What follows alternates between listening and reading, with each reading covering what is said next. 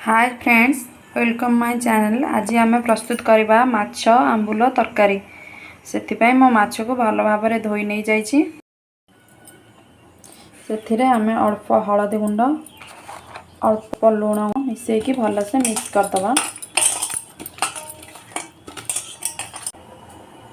अल्प सोरष तेल नहीं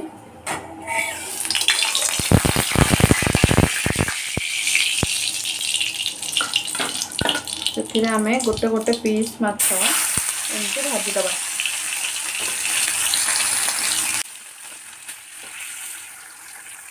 मसला प्रस्तुत करी अल्प रसुण नहीं सोरिष अल्प जीरा अल्प स्लाइस करने 3टा कंचा लंका आ गोटे पियाज को एमती काटी देबे। आम मसला टी बाटी नहीं जावा।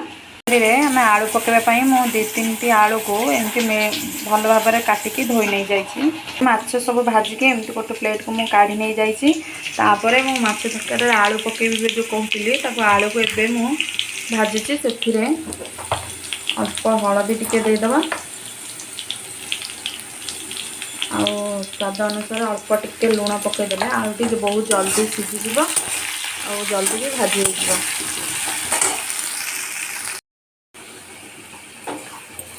आलू भल भाव में भाजी हो सारी एमती ब्राउन ब्राउन आलू पड़ जा दरकार। आलू भी ब्राउन हो जाइए। मु बाटिकी रखी मसला को पेस्ट कर दे जो मसलाटी सोरिष जीरा रसुण आ पियाज से आम देदेव।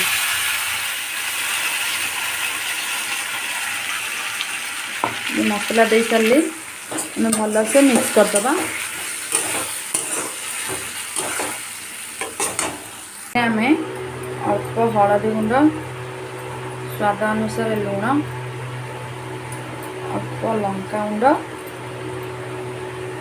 अल्प धनिया गुंड पकईदे। पकई सारापर आम भल से मिक्स करदे। किसी समय एमती मिक्स करके अल्प टिके पानी देकी घोड़े देवी। अल्प पानी देदेबा। पानी देदेले टिके भल से सीझीज। तापर आम या घोड़े देवा कि आम मसलाटी है ना। मसलाटी भल भाव में कषे सारी आम ए पानी देदेबा।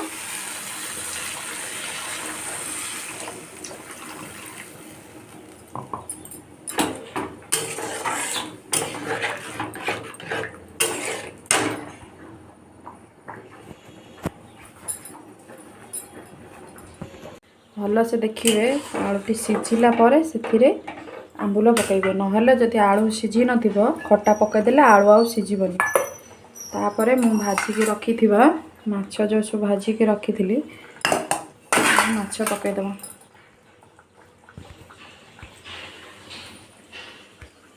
माछ सब पकईदबा।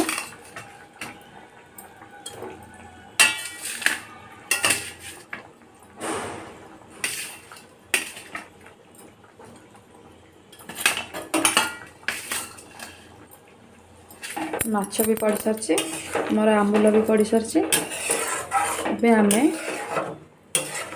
5 मिनट या भल से घोड़े देवा टिके तरकारी फुटी आसो। देखी नवा आम तरकारी केमती है। तरकारी आमर प्रस्तुत हो सारी। मु आ गोटे जगह को तरकारी को काढ़ीदेवी। एबे आमर प्रस्तुत हो सारी आंबुल माछ तरकारी। सोरिष मसला जेहेतु दिखाई तरकारी बहुत टेस्ट लगे। जदि मो रेसिपी आपको भल लगी ताहले मो चैनल को सब्सक्राइब करेंगे नुआ वीडियो देखिबा पाई।